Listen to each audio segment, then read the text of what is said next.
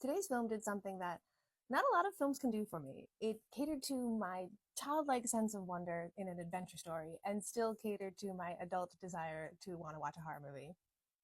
How can you walk that fine line? Well, watch Dave Made a Maze. It is about a guy who builds a maze in his house, and his girlfriend comes home. He does it over the weekend while she's gone, and he's stuck inside.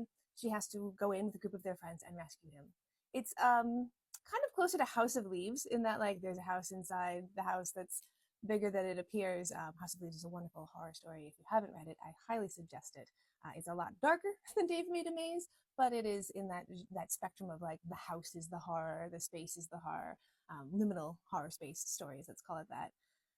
If you're a fan of Terry Gilliam, I would absolutely check this out. It is bizarre, but still whimsical, dark, but still light. It's definitely still a horror story, but I would have my friends who are like, I can't really do things that are super scary or super gory. I would still tell them to watch this.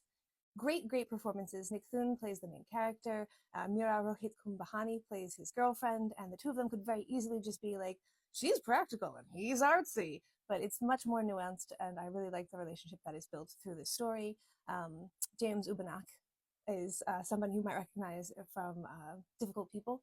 He's kind of like a character actor. You know his voice if you watch Venture Brothers. He really steals the show in this as the head of the documentary crew that can't really stop getting involved in the documentary.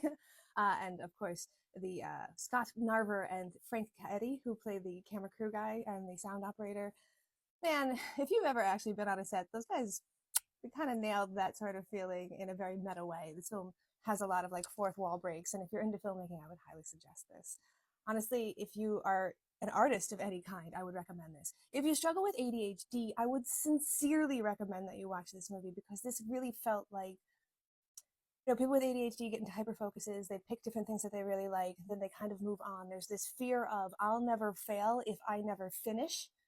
And a piece that is unfinished doesn't have to be shown to the world and can't be judged. However, that is a frustration that an artist will feel over and over again, and maybe finished is better than perfect. And those are some really fun themes that you can explore in this movie. And this film has a lot of mixed media and goes between scenes when it's not all live actors to scenes where they are, and it does it very well. Very good transitions. And if you have space in your upcoming films to watch something, I suggest this. It is so available and so free. It's on Peacock, it's on Tubi, it's on Roku, it's on Crackle, it's on Redbox. It's free on all of them. You don't have an excuse. Check this out today.